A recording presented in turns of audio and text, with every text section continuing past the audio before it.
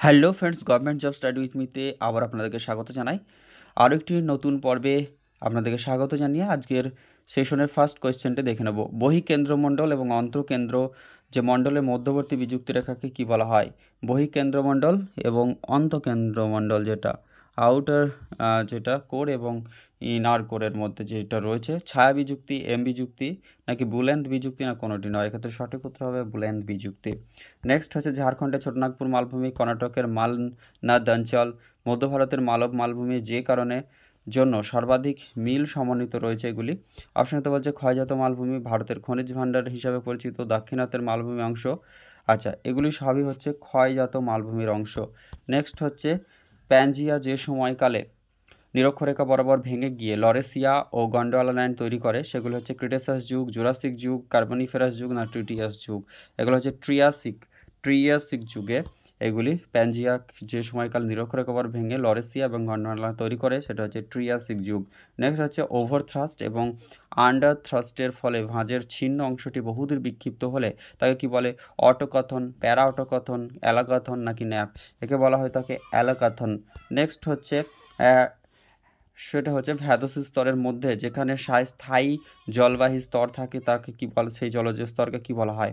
ভ্যাদস স্তরের মধ্যে যেখানে স্থায়ী জলবাহী স্তর থাকে সেই জলকে কি বলা হয়? ভ্যাদস জল, অ্যাকুইডাক্ট জল, ফ্রিকুয়েটিভ জল নাকি প্যাচ জলতল? একে বলা হয় থাকে ভ্যাদস স্তরের মধ্যে যেখানে স্থায়ীভাবে জলবাহী স্তর যেটা দেখা যায় সেই জলস্তরকে বলা হয় প্যাচড জলস্থল। নেক্সট হচ্ছে 6 নম্বর প্রশ্ন। উপকূলের সঙ্গে লম্বভাবে কঠিন ও নরম শিলাস্তর পরস্পর সবস্থান করলে তরঙ্গের আঘাতে নরম শিলা দ্রুত ক্ষয় পেয়ে প্রাপ্ত হয়ে যে সংকীর্ণ ও দীর্ঘ খাড়ি সৃষ্টি করে তাকে কী বলে? উপকূলের সঙ্গে লম্বভাবে কঠিন ও নরম শিলাস্তরের পরপর অবস্থান করলে তরঙ্গের আঘাতে নরম শিলাস্তর দ্রুত ক্ষয় হয় এবং সংকীর্ণ দীর্ঘ খাড়ি সৃষ্টিকে বলা হয় কোবস, বেস, ক্রিকস নাকি হেডল্যান্ডস? একে বলা হয় থাকে ক্রিক। নেক্সট কোয়েশ্চেন আমরা চলে যাব পরবর্তী, যেখানে 7 নম্বর কোয়েশ্চেন। সিস্ট জাতীয় শিলার সুগভীর অঞ্চলে আবহবিকার ও নগ্নিভবন প্রক্রিয়া যে বিশেষ প্রকার ভূমিরূপ গঠিত হয় তাকে কী বলে? কোপেজ, টিলা, পেনিটেন্ট শিলা নাকি ইচ প্লেন? একে বলা হয় থাকে পেনিটেন্ট শিলা। যেটা কি সিস্ট জাতীয় শিলার সুগভীর অঞ্চলে আবহবিকার ও নগ্নিভবন এই দুই প্রক্রিয়ার মাধ্যমে বিশেষ প্রকার ভূমিরূপ গঠিত হওয়াকে বলা হয় পেনিটেন্ট শিলা। নেক্সট আমরা দেখে নেব 8 নম্বর কোয়েশ্চেন, যেখানে বলছে মরু অঞ্চলের বালিয়াড়ি ও উপকূলীয় অঞ্চলের বালিয়াড়ির মূল পার্থক্য কী? গঠন শৈলীগত, উচ্চতাগত। উপকূলীয় বালিয়াড়িতে উদ্ভিদ জন্মায়, বালুকণার আকারগত পার্থক্য। এটা হচ্ছে মরু অঞ্চলের বালিয়াড়ি এবং উপকূলীয় অঞ্চলের বালিয়াড়ির মধ্যে মূল পার্থক্য হচ্ছে উপকূলীয় অঞ্চলের বালিয়াড়িতে উদ্ভিদ জন্মায়। নেক্সট হচ্ছে 9 নম্বর কোয়েশ্চেন। ল্যাটেরাইট মৃত্তিকায় যে প্রকার মৃত্তিকার ক্ষয় বেশি কার্যকর হয় সেটা নালী ক্ষয়, গালি ক্ষয়, কর্দমাক্ত ক্ষয় নাকি চাঁদোয়া ক্ষয়? এক্ষেত্রে যে ল্যাটেরাইট মৃত্তিকাতে যেটা দেখা যায় সেটা হচ্ছে গালি ক্ষয়, এবং আমাদের যে পার্বত্য অঞ্চলে সেখানে হয়ে থাকে নালী ক্ষয়। নেক্সট হয়ে যাবে এবং কর্দমাক্ত ক্ষয় তো পলিগঠিত অঞ্চলে দেখা যায়। নেক্সট বিভিন্ন আর্দ্রতার মৃত্তিকার ভৌত অবস্থানকে বলা হয় মাটির স্থিরতা, মৃত্তিকার আর্দ্রতা, মৃত্তিকার জল ধারণ ক্ষমতা নাকি সবগুলি প্রযোজ্য? এক্ষেত্রে সঠিক উত্তরটি হয়ে যাবে মাটির আর্দ্রতার, যে বিভিন্ন আর্দ্রতার মৃত্তিকার ভৌত অবস্থান যেটা সেটা হচ্ছে মৃত্তিকার স্থিরতা বা স্টেবিলিটি। লবণাক্ত মাটি দূর থেকে মাটির উপরে সাদা লবণের স্তর দেখতে পাওয়া যায় বলে হিলগার্ড একে বলেছেন সোলাঞ্চক মৃত্তিকা, সোলানাথ মৃত্তিকা, সাদা লবণাক্ত মাটি নাকি সাদা ক্ষারীয় মৃত্তিকা? এক্ষেত্রে সঠিক উত্তরটি হয়ে যাবে যেটা সেটা হচ্ছে সাদা ক্ষারীয় মৃত্তিকা। Option D is the absolutely correct answer. পরবর্তী আমি দেখে নেব 12 নম্বর। দিবাকালে সৌরকিরণের বাড়া-কমার কারণে শিলাস্তরের অসম পীড়নে যে ফাটলের সৃষ্টি হয় তাকে কী বলে? স্বল্পমোচন, সৌর ফাটল, শিলাখণ্ডীকরণ নাকি ব্লক খণ্ডীকরণ? এক্ষেত্রে সঠিক উত্তর হয়ে যাবে সৌর ফাটল বলা হয়। দিবাকালে মানে দিনের সময় সৌর কিরণের বাড়া কমার ফলে যে শিলাস্তরের অসম পীড়নের ফলে যে ফাটলের সৃষ্টি হয় তাকে সৌর ফাটল বলা হয় থাকে। নেক্সট 12 নম্বর কোয়েশ্চেন, যেখানে কোন বাস্তুতন্ত্রের একটি মাত্র প্রজাতির হ্রাস বা বৃদ্ধি, বাস্তুতন্ত্রের আমূল পরিবর্তন ঘটলে সেই প্রজাতিকে কি বলে? কোন বাস্তুতন্ত্রে একটি মাত্র প্রজাতির হ্রাস বৃদ্ধি যদি বাস্তুতন্ত্রের আমূল পরিবর্তন ঘটায় তাকে মেগা প্রজাতি, বাস্তুতন্ত্রের স্বাধীন প্রজাতি, ক্রিস্টান প্রজাতি নাকি কমিউনিটি প্রজাতি বলে? তাকে ক্রিস্টান প্রজাতি বলা হয় থাকে। নেক্সট অপারিন ও হ্যালভেন কৃত বর্ণনা অনুসারে প্রায় 360 বছর আগে বায়ুমণ্ডলকে পরিবেশকে বায়ুমণ্ডলের গঠনকে বলা হয়ে থাকে? পুরা জলবায়ু, সমন্বিত জলবায়ু, ক্রমহ্রাসমান জলবায়ু, অক্সিডাইভ জলবায়ু, বায়ুমণ্ডল, অক্সিডাইভ বায়ুমণ্ডল, নাকি সবগুলি প্রযোজ্য? 360 বছর আগে বায়ুমণ্ডলের গঠনকে বলা হয়, যেটা হচ্ছে ওপারেন এবং হ্যালভেনকৃত বর্ণনা। 360 বছর আগে বায়ুমণ্ডলের যে গঠন সেটা হচ্ছে আমাদের সেটা হচ্ছে ক্রমহ্রাসমান বায়ুমণ্ডল। সেটা হচ্ছে ক্রমহ্রাসমান বায়ুমণ্ডল। নেক্সট হচ্ছে ভারতের কালবৈশাখী ঝড় বিভিন্ন রাজ্যে যে নামে পরিচিত হয়, যেমন আসামে বরদৈছোলা, আমাদের পশ্চিমবঙ্গে হচ্ছে কালবৈশাখী, তারপর হচ্ছে কেরালাতে আম্রবৃষ্টি, কর্ণাটকে হচ্ছে চেরি ব্লসম, কিন্তু রাজস্থানের ব্রিয়াওয়ালি নয়, এটা ভুল রয়েছে, সেটা হচ্ছে রাজস্থানের ব্রিয়াওয়ালি। বাকিগুলো ঠিক রয়েছে, আসামের বরদৈছোলা, কেরালাতে আম্রবৃষ্টি, কর্ণাটকে চেরি ব্লসম। নেক্সট হচ্ছে এর মধ্যে কোনটি পরিব্রাজনের গুরুত্ব নয়? মানব উন্নয়ন ঘটাবার সম্ভাবনা বাড়ে, দ্রুত নগরায়ন ঘটাবার সম্ভাবনা তৈরি হয়, সম্পদের ভোগ হার বৃদ্ধি পায়, নতুন বসতির বিস্তার ঘটে। পরিব্রাজনের গুরুত্ব নয় সেটা হচ্ছে সম্পদের ভোগ হার বৃদ্ধি পায়, এটা পরিব্রাজনের গুরুত্ব নয়। নেক্সট হচ্ছে 17 নম্বর কোয়েশ্চেন, নিচের কোন দেশটিতে সর্বাধিক প্রচলিত ভাষা চালু আছে? পেরু, পাপুয়া নিউগিনি, মধ্য আফ্রিকা প্রজাতন্ত্র, নাকি ভিয়েতনাম? এক্ষেত্রে হচ্ছে সবথেকে বেশি ভাষা প্রচলিত রয়েছে পাপুয়া নিউগিনিতে। নেক্সট আমরা দেখে নেব পরবর্তী কোয়েশ্চেন, সবুজ বিপ্লব কথাটি প্রথম ব্যবহার করেন এম.এস. স্বামীনাথন। ভারতবর্ষের সবুজ বিপ্লবের জনক বলা হয় থাকে তাকে। নরম্যান বরলগ হচ্ছে প্রথম যিনি হচ্ছেন আমাদের পৃথিবীর সবুজ বিপ্লবের জনক বলা হয় তাকে, কিন্তু প্রথম সবুজ বিপ্লব বা গ্রিন রিভলিউশন কথাটি প্রথম ব্যবহার করেছিলেন তিনি হলেন আমাদের উইলিয়াম গাউড প্রথম সবুজ বিপ্লবের কথাটি ব্যবহার করেন। এবং দুগ্ধ বিপ্লবের জনক ভারতবর্ষের ভার্গিস কুরিয়েন। নেক্সট কোয়েশ্চেন আমরা চলে যাব, পরবর্তী হচ্ছে 19 নম্বর কোয়েশ্চেন, দশমিকের পরে একাধিক সংখ্যা কোন প্রকার স্কেলের সাহায্যে সুন্দরভাবে প্রকাশ করা যায়? রৈখিক স্কেল, তুলনামূলক স্কেল, ডায়াগোনাল স্কেল, নাকি vernier scale? Obviously correct answer হয়ে যাবে দশমিকের পর কোনো কিছু দেখানো হয় বা ক্ষুদ্র স্কেলে ব্যবহার করা হয়, সেটা হচ্ছে ভার্নিয়ার স্কেল। নেক্সট হচ্ছে কোনো একটি স্থানের একাধিক মানের সমোন্নতি রেখা পরস্পর স্পর্শ করলে যে ভূমিরূপ গঠিত হয় তাকে নতিঢাল, ভৃগুঢাল, বিপরীত ভৃগুঢাল, নাকি মৃদুঢাল? একে ভৃগুঢাল বলা হয় থাকে। কোনো একটি স্থানে একাধিক মানের সমোন্নতি রেখা পরস্পর যদি স্পর্শ করলে যে ভূমিরূপ গঠিত হয় সেটা হচ্ছে ভৃগুঢাল। অর্থোগ্রাফিক ও স্টেনোগ্রাফিক অভিক্ষেপের নির্মাণ শৈলী তৈরি করেন অ্যানাক্সিমেন্ডার, টলেমি, নাকি পোসিভোনিয়াম, না হিপ্পারসাস? ইনি হলেন হিপ্পারসাস, যিনি অর্থোগ্রাফিক এবং স্টেনোগ্রাফিক এই দুই প্রকার অভিক্ষেপ নির্মাণ শৈলী তৈরি করেন হিপ্পারসাস। নেক্সট হচ্ছে কে ভূগোলকে মানবীয় বাস্তুবিদ্যা হিসাবে সংজ্ঞায়িত করেছেন? কার্ল রিটার, ফ্রেডম্যান, ইসি স্যাম্পু, নাকি এইচ ব্যারোস? সঠিক উত্তর হয়ে যাবে এইচ ব্যারোস, যিনি ভূগোলকে মানবীয় বাস্তুবিদ্যা হিসাবে সংজ্ঞায়িত করেছেন। আচরণবাদী ভূগোলের আলোচনার কোন ক্ষেত্রে সামগ্রিক বিশ্লেষণের পরিবর্তে যে স্তরে বিশ্লেষণ করে তাকে কি বলা হয়? ব্যক্তিগত স্তরে, ক্ষুদ্র থেকে বৃহৎ অঞ্চলে, আঞ্চলিক ক্ষেত্রে, সবগুলি প্রযোজ্য। এক্ষেত্রে হয়ে যাবে যখন আচরণবাদী ভূগোলের আলোচনার কোন ক্ষেত্রে সামগ্রিক বিশ্লেষণের পরিবর্তে যে স্তরে বিশ্লেষণ করা হয় সেটা হচ্ছে ব্যক্তিগত স্তরে। নেক্সট 24 নম্বর কোয়েশ্চেন, জলবায়ুগত নিয়ন্ত্রণবাদের মূল বিষয়বস্তু হলো জলবায়ু মানুষের জীবনযাত্রাকে নিয়ন্ত্রণ করে, জলবায়ু মানুষের অর্থনীতিকে নিয়ন্ত্রণ করে, জলবায়ু মানুষের দৈহিক কাঠামোকে নিয়ন্ত্রণ করে, জলবায়ু মানুষের সভ্যতাকে নিয়ন্ত্রণ করে। জলবায়ুগত নিয়ন্ত্রণবাদের কথা বলছে যেখানে জলবায়ু সভ্যতাকে নিয়ন্ত্রণ করে মানুষের। নেক্সট হচ্ছে চুস বলতে কি বোঝায়? খাদারের বিস্তৃত প্লাবনভূমি। যেটা নবীন পলিগঠিত ভূভাগ, যেটা হচ্ছে খাদার নামে পরিচিত। নদীন ভাঙার হচ্ছে প্রাচীন পলিগঠিত মৃত্তিকা, এবং নবীন পলিগঠিত মৃত্তিকাকে বলা হয় থাকে খাদার। এবং মুর্শিদাবাদের মৃত প্রায় বদ্বীপ এটাও না। চোস বলতে আমাদের উত্তর পাঞ্জাবের ক্ষয়প্রাপ্ত সমভূমি চোস নামে পরিচিত। নেক্সট হয়ে যাবে পরবর্তী কোয়েশ্চেন, যেখানে রয়েছে অস্ট্রেলিয়ার ফলের বাগান হিসেবে পরিচিত নিউজিল্যান্ড, তাসমেনিয়া, মেলানেশিয়া, পলিনেশিয়া।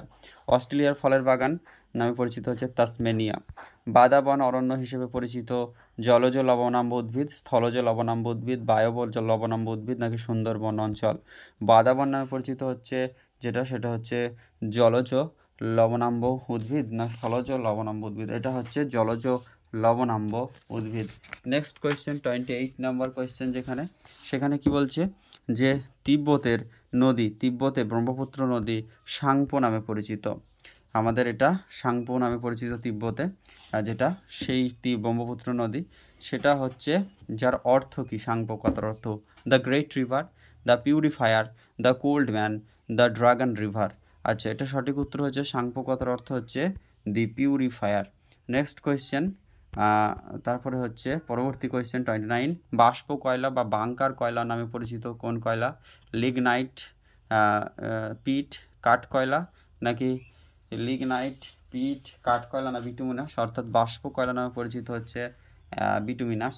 সবথেকে উন্নত মানের কয়লা হচ্ছে অ্যান্থ্রাসাইট, তারপর হচ্ছে বিটুমিনাস, তারপর হচ্ছে লিগনাইট এবং পিট।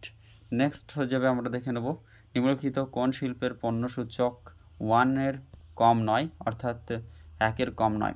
কার্পাস, চা এবং বেকারি এই শিল্পগুলির পণ্য সূচক 1-এর কম, কিন্তু বিড়ি শিল্পের ক্ষেত্রে সেটা প্রযোজ্য নয়। সুস্থায়ী উন্নয়নের লক্ষ্যে যে শংসাপত্র গ্রহণ বাণিজ্যিক সংস্থাগুলির ক্ষেত্রে বাধ্যতামূলক, তা হলো ISO 100, ISO 1200, ISO 14,000, ISO 25,000। এটা হয়ে যাবে 14,000, অর্থাৎ 14,000 যেটা, তাহলে এই ক্ষেত্রে উত্তর হয়ে যাবে সঠিক উত্তর ISO 14,000। তারপর হচ্ছে কাঠামোগত বেকারত্ব হলো অর্থনীতির কাঠামোর পরিবর্তনের কারণে বেকারত্বে অংশগ্রহণ, বেকারত্ব যা মন্দা ও হতাশার কারণ ঘটে, শ্রমবাজারে কাজের কারণে সৃষ্ট, নিরুৎসাহী যারা কর্মে যোগদানে উৎসাহী নয়। আচ্ছা, কাঠামোগত বেকারত্ব হচ্ছে কোনটি? কাঠামোগত বেকারত্ব হচ্ছে নিরুৎসাহী যারা কর্মে যোগদানে উৎসাহী নয়। আচ্ছা, এখানে কি বলছে? কাঠামোগত বেকারত্ব হচ্ছে অর্থনীতির কাঠামোর পরিবর্তনের কারণে বেকারত্বে অংশগ্রহণ। নেক্সট হচ্ছে শহরের অর্থনীতি দারিদ্র্যের প্রতিদিনের ক্যালোরির পরিমাণ কত থাকে? শহরের ক্ষেত্রে যেটা 2100 ক্যালোরি বা তার নিচে, কিন্তু গ্রামের ক্ষেত্রে যেটা 2400 ক্যালোরি প্রয়োজন হয়ে থাকে একজন প্রাপ্তবয়স্ক মানুষের, বা তাদের প্রতিদিনের ক্যালোরির পরিমাণ যেটা মিনিমাম। নেক্সট আমরা দেখে নেব 34 নম্বর কোয়েশ্চেন, উদ্ভিদ ও প্রাণীর বাটনের পরিবেশের ভূমিকা বর্ণনা যে বিজ্ঞানে আলোচনা করা হয় তাকে বলা হয় বাস্তুবিজ্ঞান, বাস্তু ভূগোল, জীব ভূগোল, নাকি উদ্ভিদ ভূগোল? এটাকে বলা হয় ইকোলজিক্যাল জিওগ্রাফি বা ইকো জিওগ্রাফি।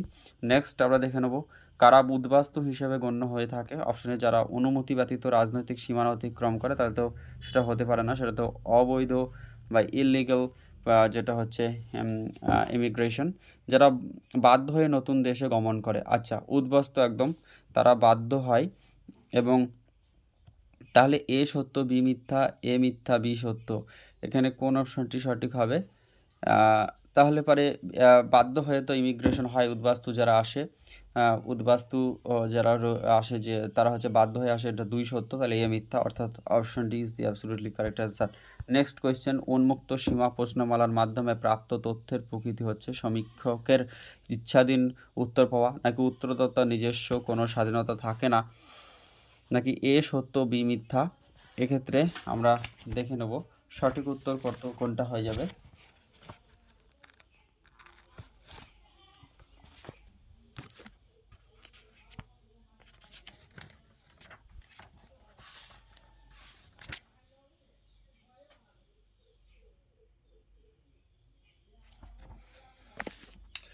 তো ফ্রেন্ডস, 36 নম্বর কোয়েশ্চেনের উত্তরটা উন্মুক্ত সীমা প্রশ্নমালার মধ্যে, আচ্ছা, যেখানে সমীক্ষকের ইচ্ছাধীন উত্তর পাওয়া এবং উত্তরদাতা নিজস্ব কোনো স্বাধীনতা থাকে না, এটাই হচ্ছে এ এবং বি দুটোই সত্য, অর্থাৎ সমীক্ষকের ইচ্ছাধীন উত্তর পাওয়ার চেষ্টা হয় তথ্যের জন্য, এবং উত্তরদাতা নিজস্ব কোনো স্বাধীনতা থাকে না।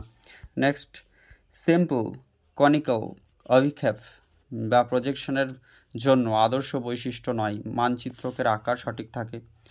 মানচিত্রের আকার তো সঠিক থাকতেই হবে যে কোনো অভিক্ষেপের ক্ষেত্রে। প্রতিটি অক্ষরেখার বরাবর ট্রানজিশনাল স্কেল সঠিক থাকে, এটাও ঠিক রয়েছে। এটি একটি অ্যাপ্লিলেটিক অভিক্ষেপ, এটাও ঠিক রয়েছে। তাহলে যেটা হচ্ছে সিম্পল কনিক্যাল প্রজেকশনের ক্ষেত্রে অভিক্ষেপ তল তির্যকভাবে অবস্থান করে, এটা ভুল, এটা তির্যকভাবে অবস্থান করে না। নেক্সট আমরা দেখে নেব মানচিত্র 63D/4 দক্ষিণ পাশের মানচিত্রের নম্বর কত হয়? 63D/8, না 63 54p/16 নাকি 62d/3 নাকি 4/644/1? Option D is the absolutely correct answer. Next question আমরা চলে যাব, যে জীব অন্য জীবের আহার, যে জীব অন্য জীবকে আহার করে তাকে বলা হয় শিকারজীবী। নেক্সট আমরা 40 নম্বর কোয়েশ্চেন যেটা রয়েছে, 1947 সালে বাংলাদেশ ও পাকিস্তান থেকে ভারতের শরণার্থীদের আগমনকে বলা হয় বাধ্যতামূলক স্থানান্তর, জোরপূর্বক স্থানান্তর, গণহারে স্থানান্তর। এই সবগুলিই ঘটেছিল, তাই সবগুলি প্রযোজ্য। নেক্সট আমরা 41 নম্বর কোয়েশ্চেনে চলে যাব, প্রতি একক অঞ্চলে পৃথিবীর তুলনায় সূর্যের বিকিরণ কত গুণ থাকে? 1,60,000 গুণ। নেক্সট কোয়েশ্চেন, শীতকালে শীতল ভূপৃষ্ঠের উপর একটি উষ্ণ বায়ুর একটি পুরু স্তর এসে পড়লে তখন তাকে কি বলা হয়? অবনমন বৈপরীত্য, পরিচালন বৈপরীত্য, নাকি অ্যাডভোকেশন বৈপরীত্য, না সীমান্তবর্তী যেটা রয়েছে সীমান্তবর্তী বৈপরীত্য। এটাকে বলা হয় থাকে শীতকালে শীতল ভূপৃষ্ঠের উপর একটি উষ্ণ বায়ুর একটি পুরু স্তর এসে পড়লে তাকে বলা হয় থাকে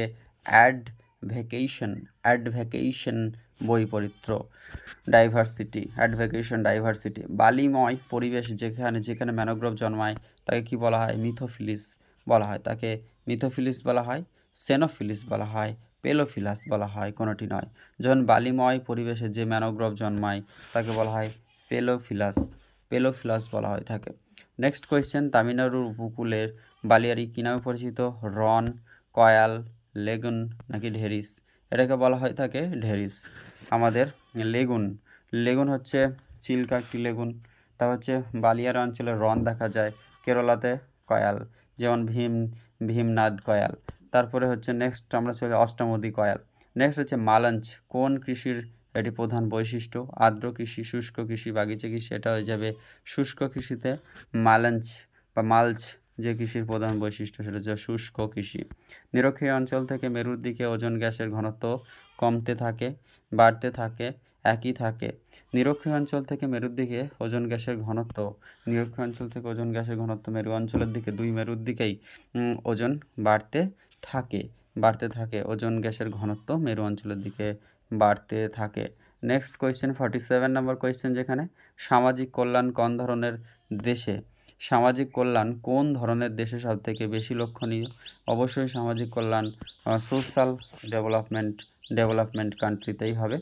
জন্মের কতদিনের মধ্যে শিশুর মৃত্যু হলে তাকে নিওনেটাল ডেথ বা নবজাত মৃত্যু বলা হয় থাকে? 20 দিন, 30 দিন, 28 দিন নাকি 18 দিন? অবভিয়াসলি কারেক্ট আনসার হচ্ছে 28 দিন বা তার নিচে যে কোনো দিনে শিশুর মৃত্যু হলে তাকে বলা হয় নবজাত মৃত্যু বা নবজাত শিশু নিওনেটাল ডেথ বলা হয় থাকে। একদিকে রয়েছে সম্পদের উদাহরণ, একদিকে হচ্ছে শিল্প বা প্রযুক্তি যেগুলি রয়েছে। প্রাকৃতিক সম্পদ কোনগুলি? যেমন হচ্ছে প্রাকৃতিক সম্পদ হচ্ছে সূর্যালোক, খনিজ সম্পদ। মানবিক সম্পদ হচ্ছে শ্রম এবং কর্ম, শ্রমশক্তি ও কর্ম। সাংস্কৃতিক সম্পদ হচ্ছে শিল্প, প্রযুক্তি, এবং জৈব সম্পদ হচ্ছে মৎস্য, অরণ্য। ভারত সরকার দ্বারা যে প্রকার গাছের প্রতিপালন বন্ধ করা হয়েছে সেটা হচ্ছে শিশু, একশিরা বা আকাশমণি, বাঁশ নাকি ইউক্যালিপটাস? সঠিক উত্তর হচ্ছে ইউক্যালিপটাস। তো ফ্রেন্ডস, এই ছিল ক্লাসটি। Thank you so much for watching this video. যারা চ্যানেলে নতুন হয়ে থাকলে অবশ্যই চ্যানেলটি সাবস্ক্রাইব করবেন, এবং এরকমই প্রতিনিয়ত রেগুলার বেসে মক টেস্ট সিরিজ পেতে অবশ্যই বন্ধুদের মধ্যে শেয়ার এবং সাবস্ক্রাইব করতে ভুলবেন না। আর ক্লাসটি ভালো লাগলে অবশ্যই একটি লাইক করবেন।